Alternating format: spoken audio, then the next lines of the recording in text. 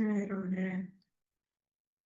Assalamualaikum warahmatullahi wabarakatuh. Yang terhormat Bapak Sparta selaku dosen mata kuliah Intermediate Accounting 2 atau yang biasa disebut akuntansi keuangan menengah 2. Kami dari kelompok 6 kelas AK41R akan mempresentasikan materi kuliah minggu ke-9 pada chapter 20 yaitu Accounting for Pensions and Post-Retirement Benefits atau akuntansi untuk pensiun dan tunjangan pasca pensiun. Sebelum kami mempresentasikan materi, izinkan kami memperkenalkan diri terlebih dahulu. Perkenalkan, saya Amelia Najwa Kartika Dewi dengan NIM 2024 12 11 011 dan kedua rekan saya yaitu Saya Nurul Rohmania dengan NIM 2024 12 11 017. Saya Berlian Rea Agustin dengan NIM 2024 12 11 029. Baik, kita langsung saja menjelaskan materi pembahasan yang akan dibahas pada video ini, yaitu tentang perhitungan untuk pensiun dan tunjangan pasca pensiun. Yang pertama ada dasar-dasar akuntansi rencana pensiun, didefinisikan rencana iuran, rencana manfaat pasti, peran dari aktuaris dalam akuntansi pensiun, ukuran tanggung jawab, pelaporan perubahan kewajiban atau aset, pensiun, manfaat pasti, rencanakan aset dan pengembalian aktual. Yang kedua ada menggunakan lembar kerja pensiun, yaitu entry dan lembar kerja dari tahun 2015. Status didanai. Lalu ada biaya layanan sebelumnya, entry dan lembar kerja tahun 2020. Pengukuran ulang, keuntungan dan kerugian aset, keuntungan dan kerugian kewajiban, entry dan lembar kerja tahun 2021. Pelaporan program pensiun dalam laporan keuangan, dalam catatan atas laporan keuangan, manfaat pasca pensiun lainnya, kesimpulan pengamatan. Next.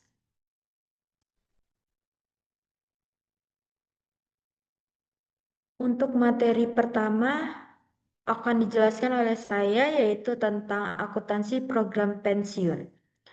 Program pensiun adalah pengaturan di mana pemberi kerja memberikan manfaat atau pembayaran kepada karyawan yang telah pensiun atas jasa yang mereka berikan selama masa kerja mereka. Akuntansi pensiun dapat dibagi dan diperlakukan secara terpisah sebagai akuntansi untuk pemberi kerja dan akuntansi untuk dana pensiun. Perusahaan atau pemberi kerja adalah organisasi yang mensponsori program pensiun. Perusahaan menanggung biaya dan memberikan kontribusi ke dana pensiun. Dana atau program pensiun adalah entitas yang menerima kontribusi dari pemberi kerja, mengelola aset pensiun, dan melakukan pembayaran manfaat kepada karyawan yang telah pensiun atau penerima pensiun. Next.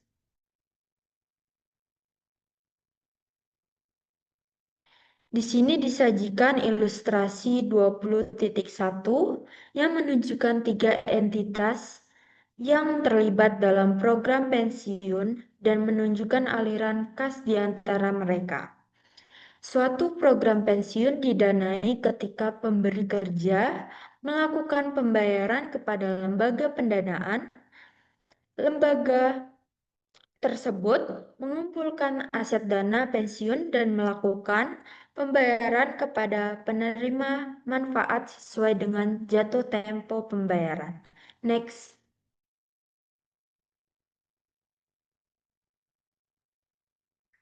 Lalu ada klasifikasi program pensiun.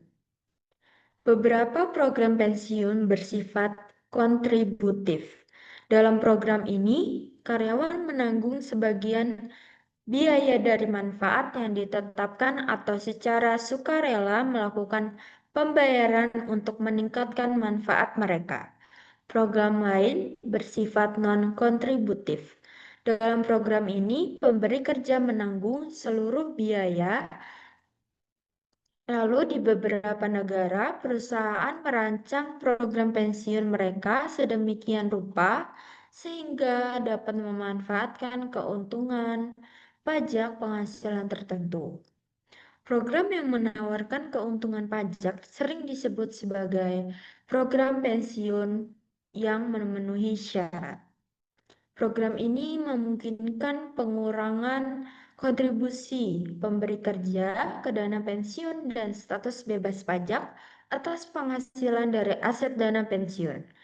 Dana pensiun harus merupakan entitas hukum dan akuntansi yang terpisah. Sebagai entitas terpisah, dana pensiun memelihara pembukuan dan menyiapkan laporan keuangan. Pentingnya mengelola dan mempertanggungjawabkan dana pensiun dengan benar menjadi jelas ketika Anda memahami besarnya dana tersebut. Next. Rencana dan manfaat program pensiun. Dalam program pensiun iuran pasti, pemberi kerja setuju untuk menyumbangkan sejumlah uang tertentu ke dana pensiun setiap periode berdasarkan rumus tertentu. Rumus ini dapat mempertimbangkan faktor-faktor seperti usia, lamanya masa kerja karyawan, keuntungan pemberi kerja, dan tingkat kompensasi. Program ini hanya menentukan kontribusi pemberi kerja. Program ini tidak menjanjikan manfaat akhir yang akan dibayarkan kepada karyawan. Besarnya manfaat pensiun yang akhirnya diterima karyawan berdasarkan rencana tersebut bergantung pada beberapa faktor, yaitu jumlah yang awalnya disumbangkan ke dana pensiun, pendapatan yang terakumulasi dalam dana tersebut, dan perlakuan terhadap hilangnya dana yang disebabkan oleh pemutusan hubungan kerja dini karyawan lain. Perusahaan biasanya menyerahkan jumlah yang awalnya disumbangkan kepada wali amanat pihak ketiga yang independen. Wali amanat yang bertindak atas nama penerima manfaat atau karyawan yang berpartisipasi mengambil alih kepemilikan aset pensiun dan bertanggung jawab atas investasi dan distribusinya. Dana pensiun tersebut terpisah dan berbeda dari pemberi kerja. Akuntansi untuk program pensiun iuran pasti cukup sederhana. Karyawan mendapatkan manfaat atau risiko kerugian dari aset yang disumbangkan ke program pensiun. Pemberi kerja hanya menyumbangkan setiap tahun berdasarkan rumus yang ditetapkan dalam program tersebut. Akibatnya, biaya tahunan pemberi kerja atau beban pensiun hanyalah jumlah yang wajib disumbangkan ke dana pensiun. Pemberi kerja hanya melaporkan kewajiban pada laporan posisi keuangannya jika tidak memberikan kontribusi penuh. Pemberi kerja hanya melaporkan aset jika memberikan kontribusi lebih dari jumlah yang dipersyaratkan dan harus mengungkapkan jumlah pengeluaran yang dicatat untuk rencana kontribusi pasti. Program pensiun manfaat pasti atau defined benefit plan yaitu menjabarkan manfaat yang akan diterima karyawan saat pensiun. Manfaat ini biasanya bergantung pada masa kerja karyawan dan tingkat kompensasi pada tahun-tahun menjelang pensiun.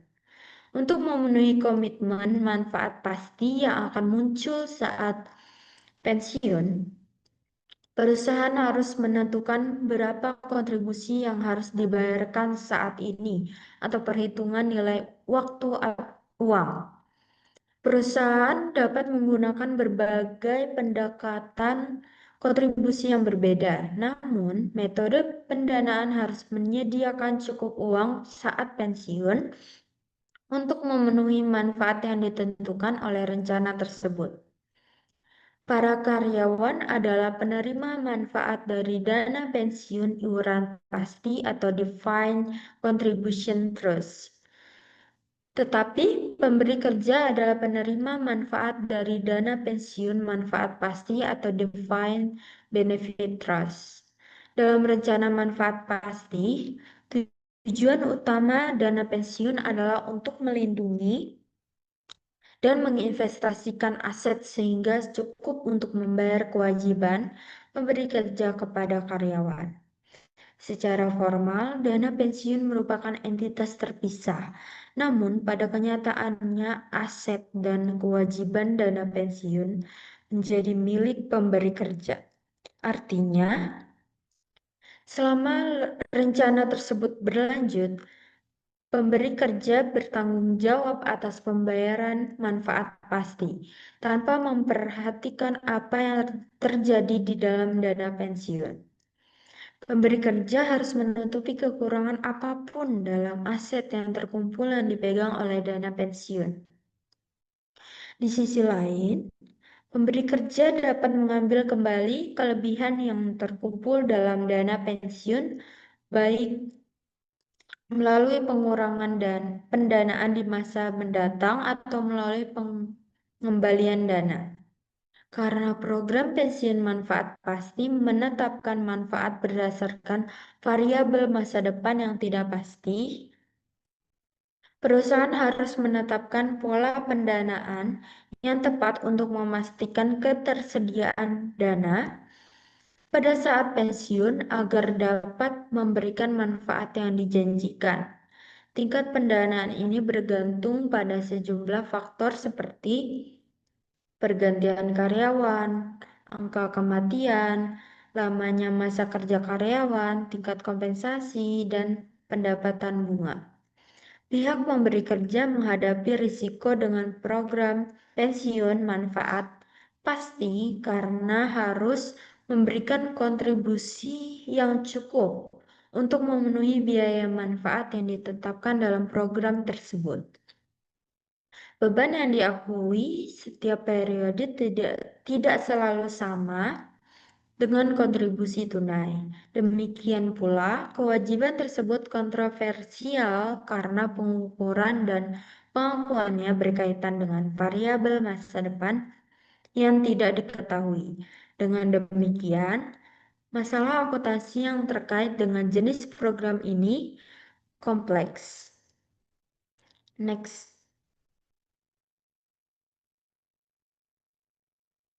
Lalu ada peran aktuaris dalam program akuntansi. Permasalahan yang terkait dengan program pensiun melibatkan pertimbangan matematis yang rumit. Oleh karena itu, perusahaan mempekerjakan aktuaris untuk memastikan bahwa rencana pensiun sesuai untuk kelompok karyawan yang dicakup. Aktuaris adalah individu yang dilatih melalui program sertifikasi yang panjang dan ketat untuk menetapkan probabilitas peristiwa di masa depan dan dampaknya secara finansial.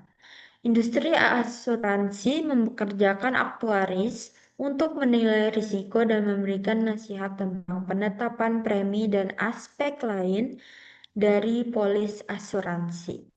Pemberi kerja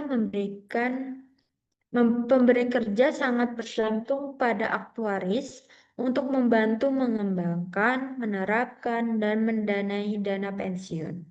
Aktuaris membuat prediksi atau disebut asumsi aktuaria tentang tingkat mortalitas, pergantian karyawan, tingkat bunga dan pendapatan, frekuensi pensiun dini, gaji di masa depan, dan faktor-faktor lain yang diperlukan untuk mengoperasikan program pensiun. Mereka juga menghitung berbagai ukuran pensiun yang mempengaruhi laporan keuangan, seperti kewajiban pensiun, biaya tahunan untuk melayani program, dan biaya perubahan pada program. Singkatnya, akuntansi untuk program pensiun manfaat pasti sangat bergantung pada informasi dan pengukuran yang diberikan oleh aktuaris. Next. Lalu ada mengukur kewajiban. Dalam akuntansi untuk program pensiun perusahaan muncul dua pertanyaan. Yang pertama, apa kewajiban pensiun yang harus dilaporkan perusahaan dalam laporan keuangan? Yang kedua, apa beban pensiun untuk suatu periode? Next. Di sini ada pendekatan alternatif, yaitu sebagian besar sepakat bahwa kewajiban pensiun pemberi kerja adalah kewajiban kompensasi tertunda yang dimiliki kepada karyawannya atas pengabdian mereka sesuai dengan ketentuan rencana pensiun. Namun, mengukur kewajiban tersebut tidaklah sesederhana itu, karena ada cara alternatif untuk mengukurnya. Salah satu ukuran kewajiban pensiun adalah dengan hanya mendasarkannya pada manfaat yang telah menjadi hak karyawan. Manfaat yang telah menjadi hak adalah manfaat yang berhak diterima karyawan meskipun ia tidak memberikan layanan tambahan kepada perusahaan. Sebagian besar program pensiun mensyaratkan sejumlah tahun masa kerja minimum kepada pemberi kerja sebelum karyawan mencapai status hak atas manfaat yang telah menjadi hak. Perusahaan menghitung kewajiban manfaat yang telah menjadi hak hanya dengan menggunakan manfaat yang telah menjadi hak pada tingkat gaji saat ini. Cara lain untuk mengukur kewajiban tersebut menggunakan masa kerja yang telah dan belum dijamin haknya. Berdasarkan hal ini, perusahaan menghitung jumlah kompensasi yang ditangguhkan atas seluruh masa kerja karyawan, baik yang telah maupun belum dijamin haknya, dengan menggunakan tingkat gaji saat ini. Pengukuran kewajiban pensiun ini disebut kewajiban manfaat akumulasi. Ukuran ketiga mendasarkan jumlah kompensasi yang ditangguhkan pada masa kerja yang telah dan belum dijamin menggunakan gaji di masa depan. Pengukuran kewajiban pensiun ini disebut kewajiban manfaat pasti. Karena gaji di masa depan diharapkan lebih tinggi daripada gaji saat ini. Pendekatan ini menghasilkan pengukuran kewajiban pensiun terbesar. Pilihan antara ketiga ukuran ini sangat penting. Pilihan tersebut mempengaruhi besarnya kewajiban pensiun perusahaan dan beban pensiun tahunan yang dilaporkan. Profesi ini mengadopsi kewajiban manfaat pasti, yaitu nilai sekarang atau tanpa mengurangi aset rencana apapun dari pembayaran masa depan yang diharapkan yang diperlukan untuk menyelesaikan kewajiban yang dihasilkan dari layanan karyawan pada periode berjalan dari dan sebelumnya. Lalu mereka yang mendukung kewajiban manfaat pasti berpendapat bahwa janji oleh pemberi kerja untuk membayar manfaat berdasarkan presentasi gaji masa depan karyawan jauh lebih besar daripada janji untuk membayar presentasi gaji mereka saat ini. Dan perbedaan tersebut harus tercermin dalam kewajiban pensiun dan biaya pensiun. Selain itu, perusahaan menilai sekarang dari perkiraan manfaat masa depan yang akan dibayarkan. Perubahan kecil pada suku bunga yang digunakan untuk manfaat pensiun dapat secara dramatis mempengaruhi pengukuran kewajiban pemberi kerja.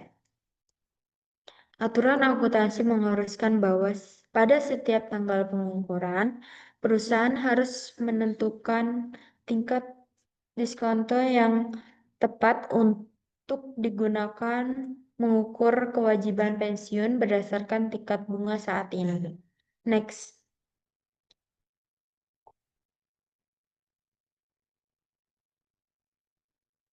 Selanjutnya ada kewajiban atau aset neto imbalan pasti. Kewajiban atau aset neto imbalan pasti juga disebut sebagai status pendanaan adalah defisit atau surplus yang terkait dengan rencana pensiun pasti. Defisit atau surplus diukur sebagai berikut, yaitu kewajiban manfaat pasti dikurang nilai wajar aset program, jika ada. Defisit atau surplus tersebut sering disebut sebagai status pendanaan dari rencana tersebut. Jika kewajiban manfaat pasti lebih besar daripada aset dana pensiun, maka dana pensiun mengalami defisit. Sebaliknya, jika kewajiban manfaat pasti lebih kecil daripada aset dana pensiun, maka dana pensiun akan mengalami defisit. Aset rencana pensiun tersebut memiliki surplus.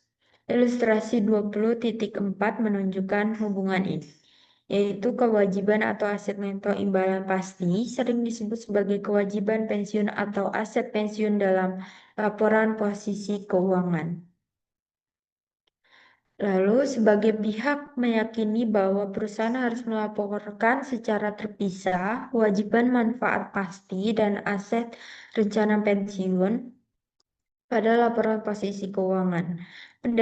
Pendekatan ini sering disebut sebagai pendekatan bruto atau melaporkan kewajiban manfaat pasti sebesar 4 juta dan aset rencana pensiunnya sebesar 3.700.000 pada laporan posisi keuangan.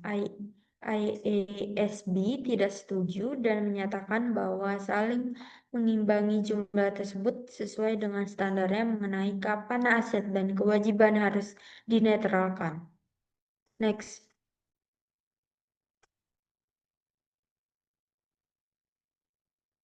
Lalu ada pelaporan perubahan dalam kewajiban atau aset. IASB mensyaratkan bahwa semua perubahan dalam kewajiban manfaat pasti dan aset rencana pensiun pada periode berjalan harus diakui dalam laba komprehensif. Pendekatan ini mencerminkan penerapan akuntansi berbasis akrual untuk pensiun atau prinsip pengakuan beban, artinya perusahaan melaporkan beban pensiun saat karyawan bekerja dan memperoleh manfaat, bukan saat karyawan menerima manfaat setelah pensiun, atau disebut sebagai basis kas atau bayar sesuai penggunaan. Dewan percaya bahwa pengakuan langsung atas dampak perubahan ini dalam laporan laba komprehensif memberikan informasi yang paling mudah dipahami dan bermanfaat bagi pengguna laporan keuangan. IASB mensyaratkan bahwa perusahaan melaporkan perubahan yang timbul dari berbagai elemen kewajiban dan aset pensiun di bagian yang berbeda dalam laporan laba komprehensif tergantung pada sifatnya. Next.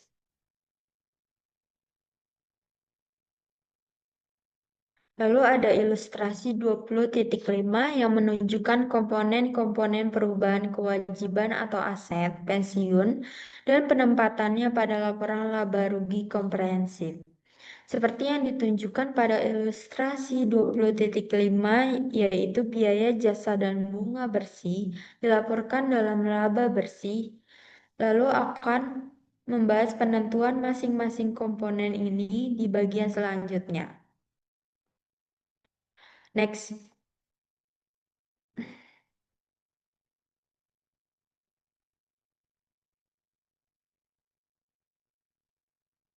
Dahulu, perusahaan seringkali hanya melaporkan satu angka biaya pensiun dalam laporan laba rugi komprehensif. Pengungkapan segmentasi tambahan komponen biaya pensiun memberikan transparansi tambahan mengenai sifat biaya tersebut.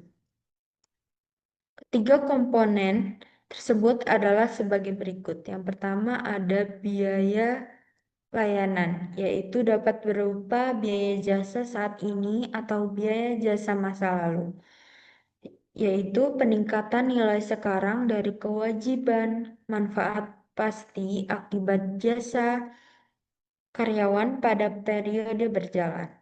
Biaya jasa masa lalu adalah perubahan nilai sekarang dari kewajiban manfaat pasti untuk jasa karyawan pada periode sebelumnya, umumnya akibat amandemen rencana, misalnya perubahan pada rencana.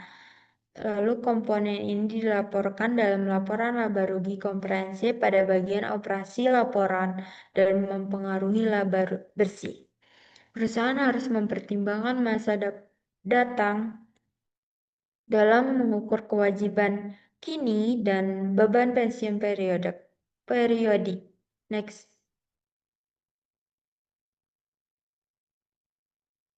Lalu ada bunga neto, yaitu dihitung dengan mengalihkan tingkat diskonto dengan kewajiban manfaat pasti dan aset rencana. Jika rencana tersebut memiliki kewajiban manfaat pasti bersih pada akhir periode, perusahaan melaporkan beban bunga. Sebaliknya, jika memiliki aset manfaat pasti bersih, perusahaan melaporkan pendapatan bunga. Pendekatan ini dibenarkan berdasarkan kesederhanaannya dan bahwa setiap biaya pembiayaan harus didasarkan pada status pendanaan rencana tersebut. Jumlah ini sering ditampilkan di bagian bawah operasi laporan laba rugi di bagian pembiayaan dan mempengaruhi laba bersih. Next. Lalu ada pengukuran kembali, yaitu keuntungan dan kerugian yang terkait dengan kewajiban manfaat pasti atau perubahan tingkat diskonto atau asumsi aktuarial lainnya, dan keuntungan atau kerugian atas nilai wajar aset rencana atau tingkat pengembalian aktual dikurangi pendapatan bunga yang termasuk dalam komponen keuangan. Komponen ini dilaporkan dalam pendapatan komprehensif lainnya setelah dikurangi pajak. Oleh karena itu, keuntungan atau kerugian pengukuran ulang ini mempengaruhi pendapatan komprehensif tetapi tidak mempengaruhi pendapatan bersih. Next.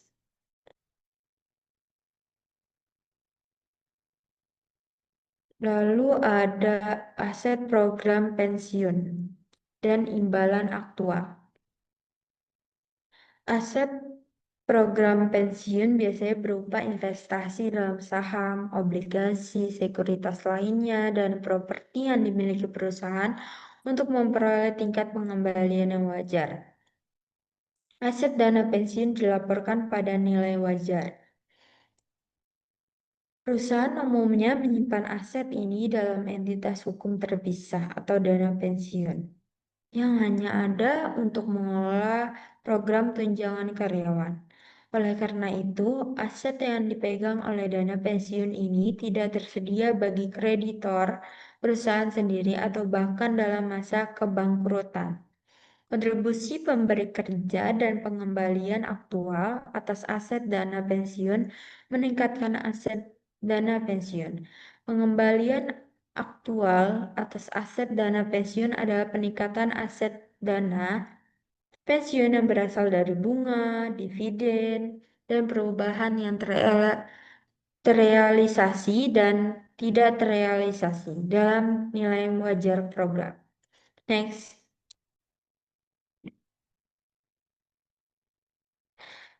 Sebagai contoh, Hasbro SA memiliki aset program pensiun sebesar 4.200.000 pada 1 Januari 2019. Selama tahun 2019, Hasbro memasukkan dana sebesar 300.000 ke dalam program dan membayarkan manfaat pensiun sebesar 250.000. Imbalan aktual dari aset program tahun ini adalah 210.000. Hitunglah jumlah aset program pensiun pada 31 Desember 2019. Untuk perhitungannya itu ada namanya akun plan aset Januari 1 2019 sebesar 4.200.000, lalu ada contribution by Hasbro to plan itu 300.000, actual return 210.000, benefits paid to employees itu 250.000, itu dikurang maka mendapatkan hasil plan aset Desember 31 2019 sebesar 4.460.000. Next.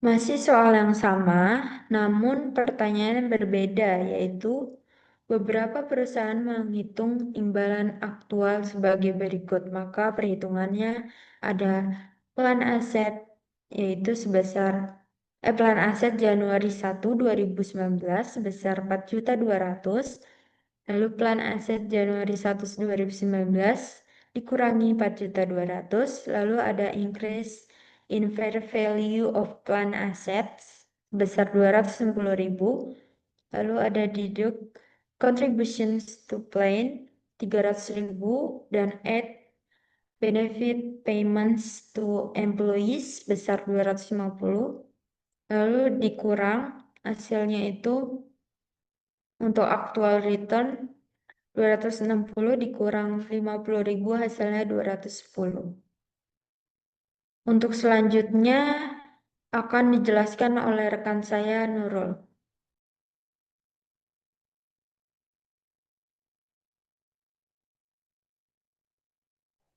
Oke, selanjutnya ini ada penggunaan kertas kerja. Jadi ini tuh isi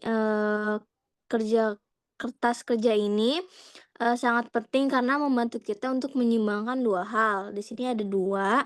Yang pertama itu ada general journal entries. Itu tuh kayak apa yang benar-benar kita catat di buku besar seperti beban pensiun dan kas.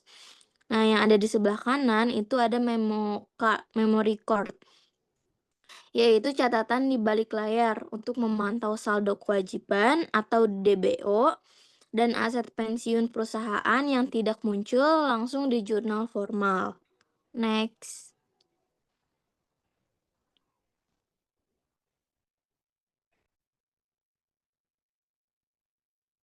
Nah, selanjutnya ini ada kasus dari Zarle AG pada tahun 2019.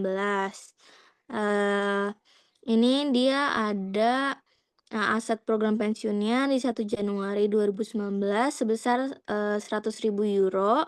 Kewajiban imbalan pastinya di 1 Januari 2019 sebesar 100.000 euro. Biaya layanan tahunannya 9.000 euro. Tingkat diskontonya 10%, kontribusi pendanaannya 8.000 euro. Manfaat yang dibayarkan kepada karyawan yang pensiun selama tahun berjalan 7 euro. Nah, ini kita disuruh buatlah kertas kerja program pensiun dan ayat jurnal Zarle Company untuk tahun yang berakhir 31 Desember 2019. Boleh di next.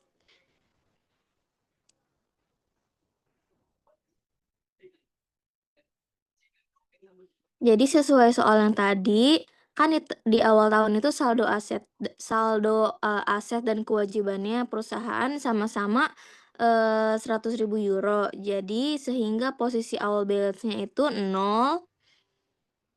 Jadi selanjutnya ada service cost. Nah, service cost ini ditulis lagi jadi 9 euro. Nah, ini itu untuk menambah beban pensiun di debit dan menambah kewajiban atau DBO di memo record di kredit. Selanjutnya ada interest atau bunga itu 10%. Jadi bunga dari kewajibannya 10.000 euro menambah beban, tapi dikurangi oleh pendapatan bunga dari aset 10.000 euro. Jadi efek netonya ke beban adalah 0. Selanjutnya ada contribution, itu 8.000 euro. Ini adalah saat perusahaan setor uang, jadi kasnya berkurang di kredit, dan aset pensiunan di memory cardnya bertambah. Selanjutnya ada benefit, 7.000 euro. Ini pembayaran manfaat kepada pensiunan, ini hanya mengurangi DBO dan plan aset di memory card secara bersamaan, jadi tidak mempengaruhi jurnal umum. Nah, hasil akhirnya di 31 Desember 2019 itu beban pensiunnya kan tadi 9.000 euro, tapi kita cuma setor kasnya 8.000 euro, maka muncul net liability sebesar 1.000 euro di neracanya. Next.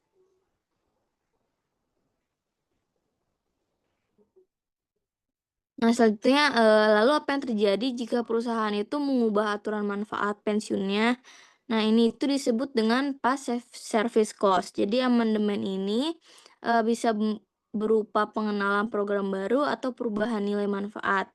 Jadi intinya setiap kenaikan kewajiban akibat perubahan ini harus diakui sebagai beban di periode berjalan.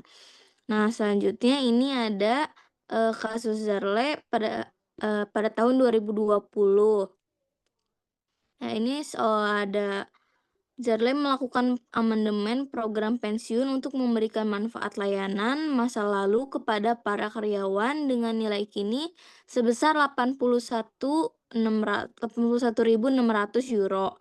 Jadi fakta tambahannya digunakan dalam program pensiun perusahaan tahun 2020 itu biaya layanannya tahunannya 9.500 euro, tingkat diskontonya 10%, kontribusi pendanaan tahunan 20.000 euro, dan manfaat yang dibayarkan kepada karyawan yang selama tahun berjalan itu 8.000 euro.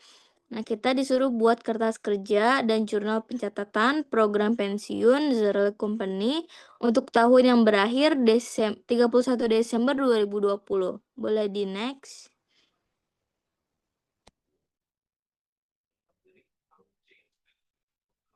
Nah, jadi kan Zarle AG sudah melakukan amandemen yang menambah bebannya layanan masa lalu sebesar 81.600. Boleh di next sebelumnya dulu.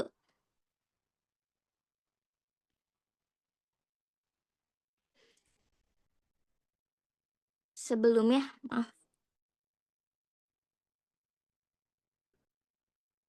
Nah, jadi ini ada additional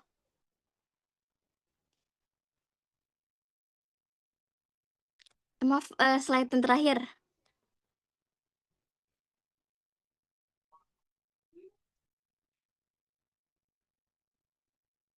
Nah, oke, jadi kita buat kertas kerja dari program pensiun 2020 dari Zarle Company.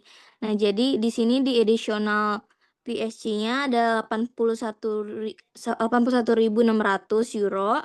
Jadi angka ini tuh langsung kita masukin ke sebagai penambahan beban pensiun dan penambahan kewajiban atau DBO di awal tahun. Nah, selanjutnya ada interest expense-nya. Ini karena kewajiban kita naik setelah di amandemen, beban bunga tahun ini dihitung dari 100.000 ditambah 81.600 dikali 10%, jadi hasilnya 18.160 euro. Nah, untuk interest revenue-nya itu masih sama 111.000 dikali sama 10% hasilnya 11.100. Itu pendapatan bunga dari saldo aset di akhir tahun lalu. Nah, jadi kesimpulannya karena ada amandemen besar di awal tahun, beban pensiun itu jadi membengkak di angka 99.360 euro. Nah, jadi meskipun kita sudah store kas lebih sebesar 20.000 euro, posisi akhir ini tetap net liability sebesar 80.360. Selanjutnya akan dijelaskan oleh Berlian.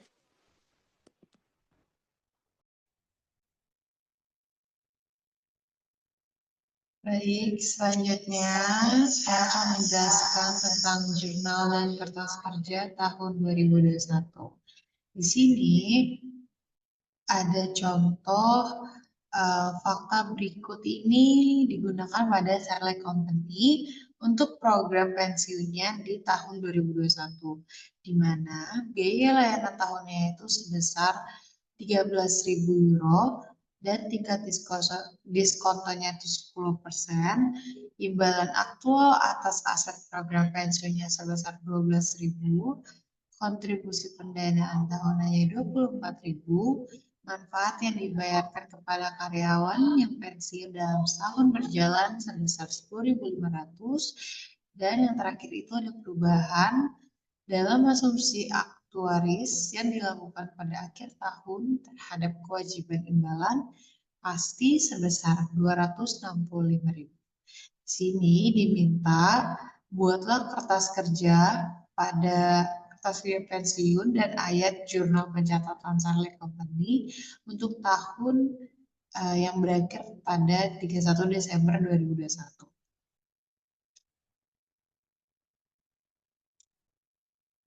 Nah, di sini ada perubahan yang tidak terduga dan tidak diharapkan dapat muncul.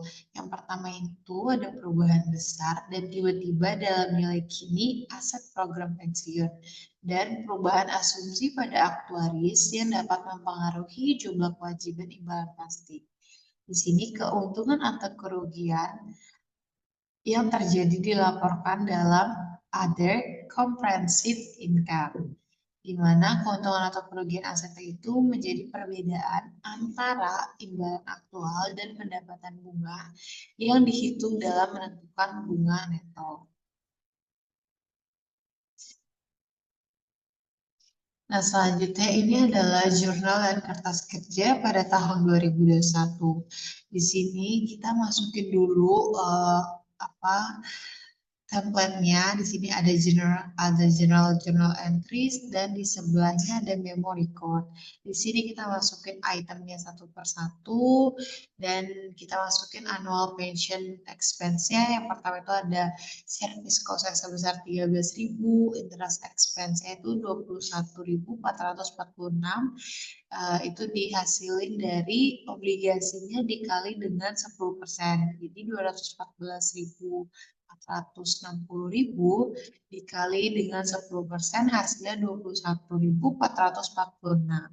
Nah, di bawahnya itu ada interest revenue sebesar 13.410, di mana itu adalah hasil dari aset dikali dengan 10%, di mana asetnya itu sebesar 134.100 dikali dengan 10% hasilnya ada 13.410. Dan kita totalin di bawah jurnal entry-nya itu sebesar 21.036. Untuk cash-nya, di sini kita ada 24.000, kita turunin aja ke journal entry dan kita masuk ke OC, gain atau loss. Nah, di sini kita masukin aset loss-nya dan liability loss-nya. Untuk aset loss dan liability loss ini nanti ditotal di journal entry. Dan di sebelahnya itu ada pension asset atau liability, di mana Januari tanggal 1 2020 itu sebesar 80.360. Kita turunin ke bawah. Dan di bawahnya itu ada akumulasi OSI Desember 31 2020. Di sini totalnya. Di sebelahnya itu ada memo record, di mana memo record ini terdiri dari defined benefit obligasi, di mana dia ada masukin 1 Januari 2021 sebesar 214.460. Ini itu adalah obligasinya, terus yang kedua itu service cost-nya sebesar 13.000, terus juga dimasukin 21 446 dari interest expense-nya, dan juga kita masukin yang namanya benefitnya sebesar 10.500, dan kita masukin juga liability loss-nya sebesar 26.594.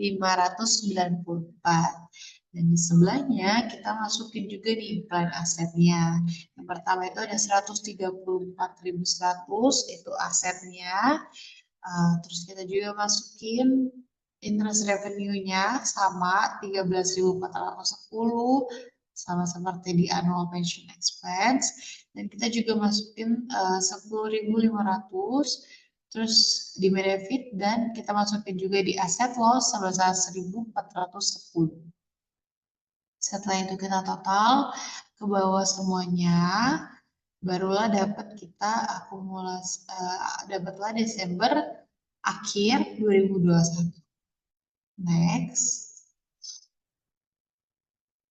Di sini juga ada jurnal dan kertas kerja tahun 2021, di mana dikalkulasiin, kita kalkulasi dulu aset loss-nya. Yang pertama itu kita masukin beginning plan asetnya sebesar 134.100, dan kita masukin juga diskon rate tadi sebesar 10%. Nah, hasilnya ini adalah 13.410, di mana hasilnya itu adalah expected rate interest revenue, dan kita kurangi dengan actual return sebesar 12.000. Hasilnya adalah asset loss. Nextnya juga ada kalkulasi of liability loss. Di sini kita masukin juga Desember 31 tahun sebelumnya di tahun 2020 sebesar 214.460, dan kita juga masukin nih service cost-nya, interest expense-nya, dan benefit paid-nya. Setelah kita jumlah, dapatlah Desember 31 Desember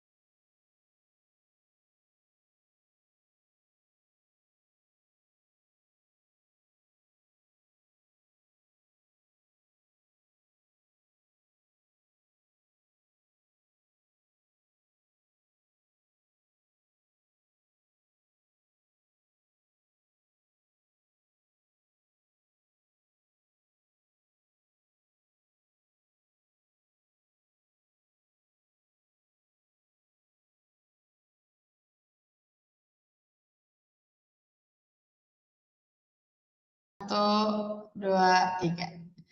Selanjutnya, di sini ada jurnal dan kertas kerja tahun 2021. Di sini kita kalkulasiin dulu nih aset loss-nya berapa. Di sini kita masukin beginning plan asetnya sebesar 134.100, dan kita kaliin sama discount rate-nya yaitu sebesar 10%. Hasilnya itu adalah expected interest revenue sebesar 13.410, dan kita masukin juga actual return-nya sebesar 12.000.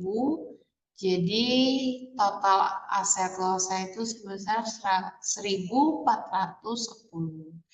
Dan kita juga kalkulasiin dulu liability loss-nya. Di sini kita masukin dulu 31 Desember tahun sebelumnya, yaitu tahun 2020, itu sebesar 214.460, dan juga kita masukin service cost-nya, interest expense-nya, benefit paid-nya juga, dan setelah itu kita total, hasilnya itu adalah 31 Desember 2021 balance before adjustment.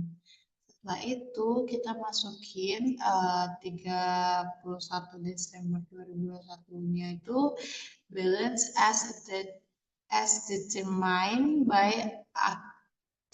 actuary. Sini sebesar 265.000. Nah, di sini kita kurangin hasilnya itu adalah liability loss-nya sebesar 26.594.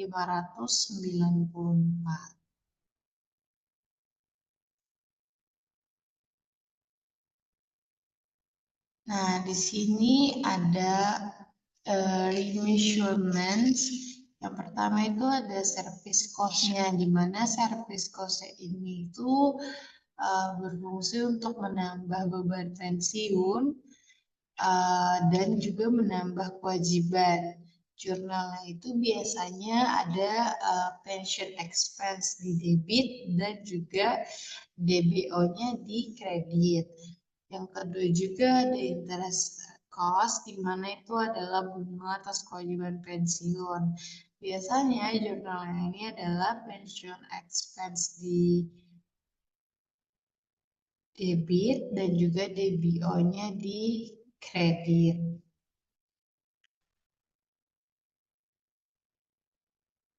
Selanjutnya itu ada within the financial statement. Di sini yang pertama itu ada neraca. Neraca itu untuk menampilkan net pension asset atau net pension liability, di mana dia tuh punya rumusan sendiri, yaitu fair value plan asset, yaitu dikurang sama PBO atau DBO, di mana PBO atau DBO ini tuh tergantung dari soalnya. Kalau PBO itu dia versi US GAAP, di mana DBO juga menjadi versinya IFRS, di mana keduanya ini sama-sama pakai estimasi gaji masa depan. Terus yang kedua juga ada income statement, di mana income statement ini dia berfokus sama service cost, interest cost, expected return, dan disebut itu sebagai pension expense. Yang ketiga juga ada other comprehensive income, di mana ini berisi gain or loss serta perubahan nilai aset. Next. Di sini ada within the notes to the financial statement. Di situ perusahaan harus menjelaskan tentang yang pertama rekonsiliasi PBO, di mana tuh di sini isinya tuh tentang saldo awal, service cost, interest sama benefit pen, dan juga gain or loss-nya. Yang kedua juga dia harus menjelaskan tentang rekonsiliasi plan aset. Ini tuh isinya tuh ada saldo awal, return, kontribusi, dan juga benefit paid. Nah, yang ketiga juga ada komponen beban pensiun, isinya itu ada service cost, interest cost, return, dan juga ada amortisasi. Nah, yang terakhir itu juga dia harus menjelaskan tentang asumsi aktuaria, di mana tuh isinya tentang discount rate, expected return, juga salary growth. Next. Nah, di sini ada other post-retirement benefits, di mana di sini ada pengertian OPEB. OPEB itu adalah singkatan dari other post-retirement benefit. Pengertian itu adalah sebagai manfaat yang diberikan perusahaan kepada karyawan setelah pensiun selain pensiun itu sendiri. Contohnya itu seperti asuransi jiwa, tunjangan perawatan medis, dan lain sebagainya. Nah, yang kedua, karakteristiknya itu dia tidak selalu didanai, terus juga biayanya ini sulit diprediksi dan lebih beresiko dibandingkan pensiun. Nah, yang ketiga ini juga ada komponen beban OPEB, di mana service cost ini yang pertama itu adalah hak manfaat yang bertambah tahun ini. Yang kedua ada interest cost, yaitu bunga atas kewajiban. Yang ketiga adalah expected return on asset, itu jika didanai. Yang keempat itu ada amortization of your service cost. Yang terakhir juga ada gain or loss, atau itu tergantung sama OC-nya. Nextnya juga ada tantangannya. Tantangannya ini biasanya lonjakan biaya, kesehatan meningkat, terus juga ada perubahan regulasi, ketidakpastian umur hidup, serta ada beban besar bagi perusahaan. Nextnya ada jurnalnya.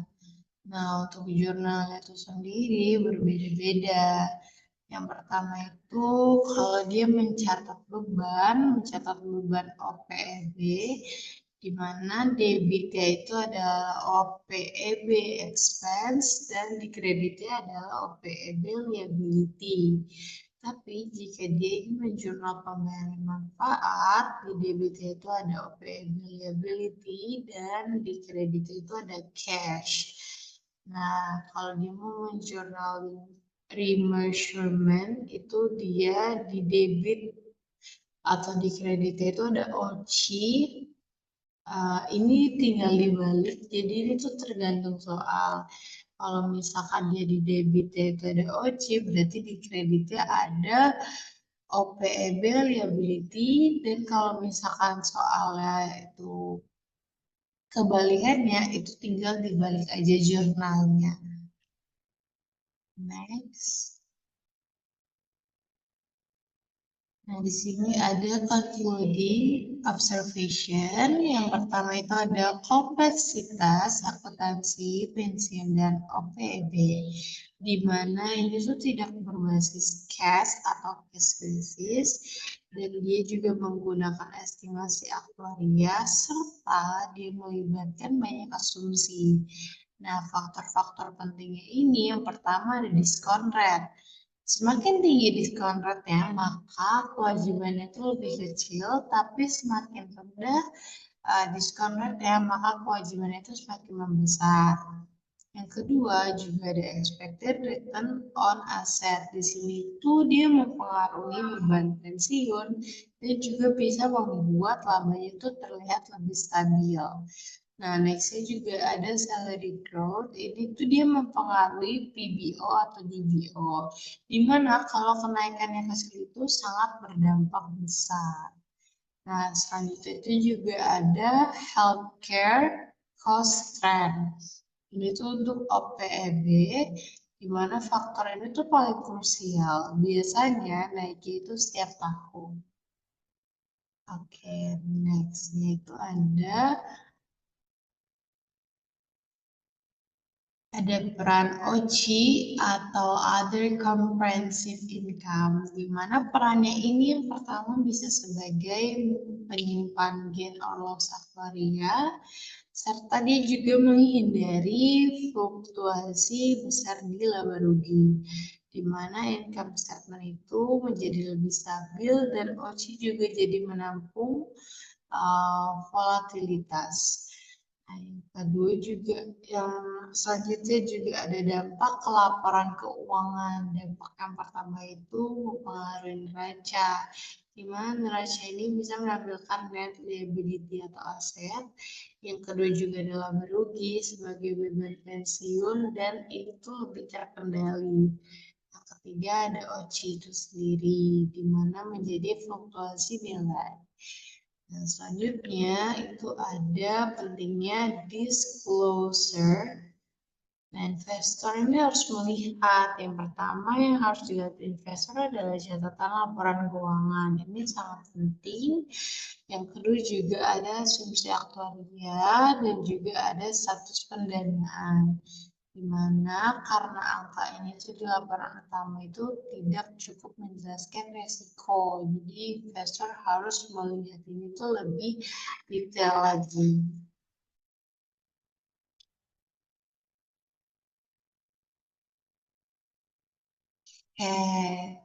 Sekian dari kelompok kami. Kurang lebihnya mohon maaf apabila ada kesalahan kata.